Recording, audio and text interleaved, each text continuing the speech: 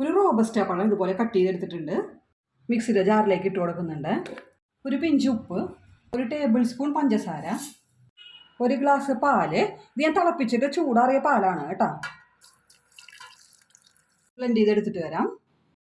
ഒരു ഗ്ലാസ് ഗോതമ്പ് പൊടിയാണ് എടുത്തിരിക്കുന്നത്. നിങ്ങൾക്ക് വേണമെങ്കിൽ മൈദ ഉപയോഗിക്കാം കേട്ടോ.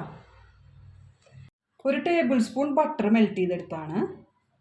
വാനില എസൻസ് ചേർത്ത് കൊടുക്കുന്നുണ്ട്. ഒരു ടീസ്പൂൺ ബേക്കിംഗ് സോഡ, അല്ലെങ്കിൽ ബേക്കിംഗ് പൗഡർ ഉപയോഗിക്കാം. നന്നായി മിക്സ് ചെയ്യുക. അത് കഴിഞ്ഞ് ഒന്നുകൂടി ഒന്ന് ബ്ലെൻഡ് ചെയ്തെടുത്തിട്ട് വരാം കേട്ടോ. ഇതായിരിക്കണം മാവിൻ്റെ കൺസിസ്റ്റൻസി കേട്ടോ. മാവ് ഒഴിച്ച് കൊടുക്കാം. നിറയെ ഹോൾസ് വന്നിട്ടുണ്ട്. ഹോൾസ് വരാൻ തുടങ്ങിയ കുറഞ്ഞ തീയിലാക്കുക. എന്നിട്ട് അടച്ചു വെച്ച് നമുക്ക് കുക്ക് ചെയ്യാം കേട്ടോ. മറച്ചിട്ട് കൊടുക്കാം.